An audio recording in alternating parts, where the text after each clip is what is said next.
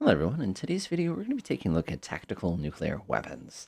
Now, tactical nuclear weapons are an interesting little anomaly because the concept was that you could use a small nuclear weapon for tactical purposes. Now, the big difference between a tactical and strategic weapon here is not yield, believe it or not. There are tactical nuclear weapons that have 200 kiloton yields, and there are strategic nuclear weapons, which are the ones designed for strategic targets like, airfields, cities, stuff like that, that have, 15 kiloton yields. So unfortunately, yield isn't the defining factor. The key thing is how it is utilized. So there's a couple different things we're going to take a look at here, and we're going to take a look at kind of sort of a ground-based, air-based, and surprisingly subsea-based nuclear weapons for these sort of purposes.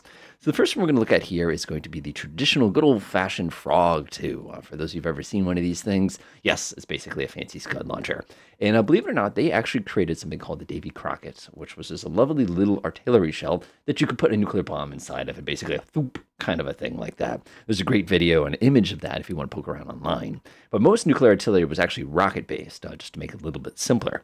The one thing I want to point out real quickly here is the range at which we are operating here. You can see we only got about 10 miles of range, which means when this thing hits, we'll very, very easily be able to see its effects. Now, our target city down here has actually got a lot of different stuff going on here. There's a bunch of tanks all around it. There's a bunch of buildings. There's bridges, pretty much all sorts of different hardened objects all kind of ready for us to drop stuff onto. So you can see exactly what the impact would look like. So I'm going to grab my little 10 kiloton here. Shift F1. We're going to go ahead and click downtown. I'm always going to fire on a few of these. The reason being is there's always a chance you're going to get a dud, especially with these early kind of 1960s sort of weapons here. So we're going to give it some time. It's going to start thinking. It's going to start thinking. It's going to think about its future possibilities, and then of course it's going to launch. Now, as you can see, when these things came raining down, now if I switch back to this view, this is traditional vision, by the way, you can see that this city was utterly obliterated. Actually, if I press Control V here again, you can see the secondary side effects completely blew up every single building downtown, and we can see a little bit of a tank has survived here. That was about 1.5 miles from the epicenter. Now, keep in mind, that was a 10 kiloton weapon. This thing is like a kind of an explosion. This is nothing big. Now, to give you an idea of what that looks like compared to larger weapons, let's go ahead and now reload our scenario here. We'll go grab blue real fast. That one looks pretty good to me. Let's show you what happens when we drop a strategic weapon on this town as opposed to a conventional. So, of course, back then in the 50s, we had some really, like in my opinion, some of the coolest things ever. But we also had things like Mark 18s and Mark 20s and Mark 24s and all that other good stuff. So I'm going to grab myself a Mark 24. I'm going to press Shift F1. I'm going to go click on this guy, and I'm going to drop a couple on him and just to see what happens. So one of the things I find very, very fascinating here is as we're approaching... Oh, guess who forgot to shut off the enemy missiles? Boop, it's gone now. Actually, I think if you can press a God's Eye View, I can just delete the missiles out of the air.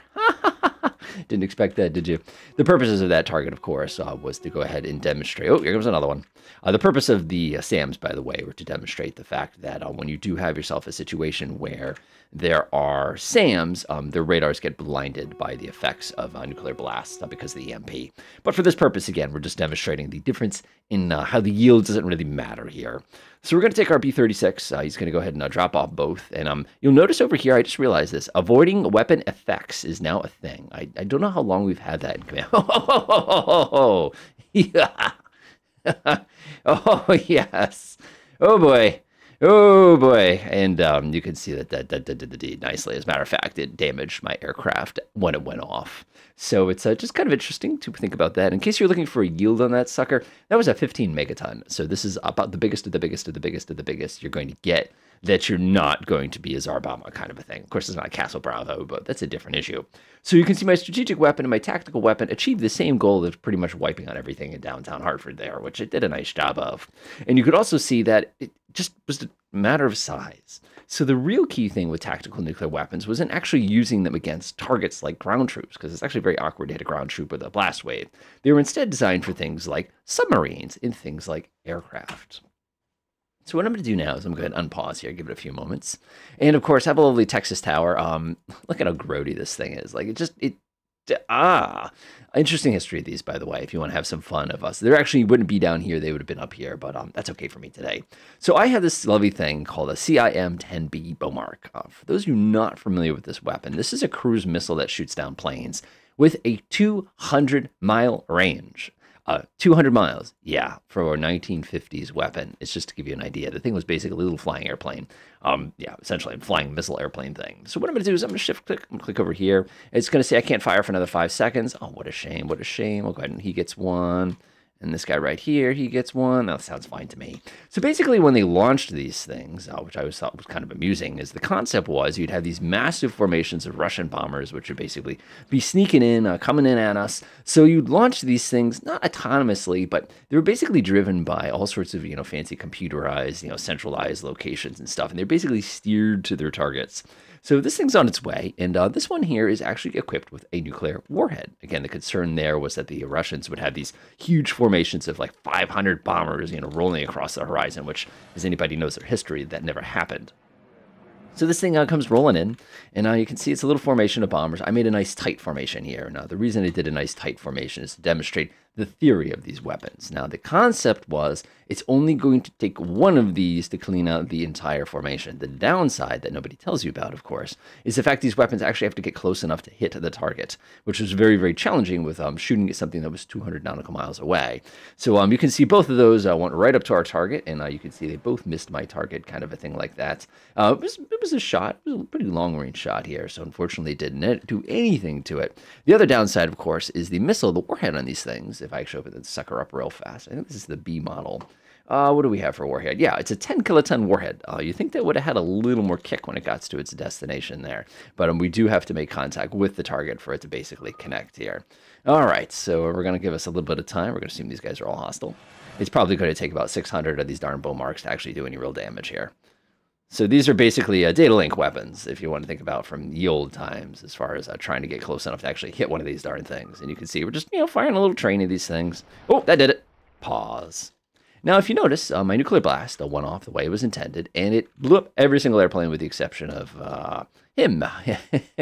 He's feeling pretty confident. And again, it took only a single weapon to do that, just to give you an idea, which again demonstrates the effectiveness of a tactical weapon against a massive formation of bombers. Now, there's another usage for these types of weapons that can be utilized as well, and that's for the purposes of engaging submarines. Now, one of the things they actually did is they would equip these aircraft here, such as our P-3, and they would put on these lovely B-57 multi-purpose sub-bombs, which, yes, a sub-bomb. This thing was designed for the purposes of attacking submarines. The idea, of course, is you detonate that much energy underwater. If you're anywhere within a mile, you're probably going to get splattered here. So I'm just going to go ahead and order him to come around here. I'm also going to lower his altitude a little bit. Notice my bow mark guys are still happily just firing away here. Come on. He's like right there, my guy. He's going full speed. Full speed. All right, let's go ahead and drop another one. Like this shouldn't, I shouldn't have to like shallow in the water. Like that was literally on him. He's right there. Gotta love the 60s technology. It's not quite as good as it is today. We're very, very spoiled with how good our technology is today. Oh, nice and shallow. There he is. Thank you. So I'm going to go ahead and order him to come down here. I'm going to press Shift F1, left click. Let's see here. I just think I'm going to need one of these. I don't think it's going to take more than that. I'm also going to order him to get a little bit of altitude here. I don't love the idea of him basically flying down low when we're about to drop. I kid you not, a nuclear depth charge. So we'll go ahead and pull that at that little dive we've just created there. All right, we're looking pretty confident. We're within range. Again, this is a plus or minus weapon. Again, 20 kilotons is a lot bigger than anything other than our big guy. Oh, here he goes. Is he avoiding weapon effects? Because if he's not avoiding weapon effects, I'd be pretty terrified. Oh, there it is. Let me zoom out a bit here. Let's see, that's a 10, that's about a 7 to 8 nautical mile underwater mega explosion we just created. So if there's anything else down here underwater within that distance, all the wildlife pretty much we've just emptied. We created a void of life basically in the water there, especially because water is going to transmit a shockwave better than it's going to transmit a lot of other things. So, oh my gosh, that was destructive. Now, I think where things get most interesting here is the idea that these weapons were developed, and the concept was that we would not escalate the utilization of them. Now, there's one other weapon we're going to take a look at real quick, which is kind of a neat little and that is the Genie. So one of the weapons they developed here, which I find very, very interesting, and I can actually come in here, this would be F106. We need the 6-shooter would be an interesting variation, but we need the nuclear version here. So unfortunately, I might have to go with the 102 here. I'll have to see here. have to find the exact version. That's the SAR. That's the one I'm looking for. Nice. So this one had a fun little nuclear version of this, and I always find this very interesting to think that this would not damage the shooter itself, and it just gives you an idea of kind of the expectation of versus the reality at the time, which I find just so curious. Sort of one of those things. So we're going to go send our little Falcon out here to come say hi, and it's the same exact engagement as we saw previously here. Basically, lock onto this guy. I'm going to fire a pair of. Notice we only carry one of these. We don't carry a bunch of these, which I don't blame us. That'd be pretty sketchy if we carried a bunch of these. And it's the F-106, so it's not exactly a slow plane. The cruise speed on this thing is Mach 0.9. It was definitely optimized for the interceptor role here. But one of the things I find most fascinating about this particular weapon was this is essentially an unguided weapon. What you would do is you'd sort of shoot it and cross your fingers that things would go okay after you fired it, kind of a thing like that. And it's like, oh, well, that's that makes me feel a little better, I guess.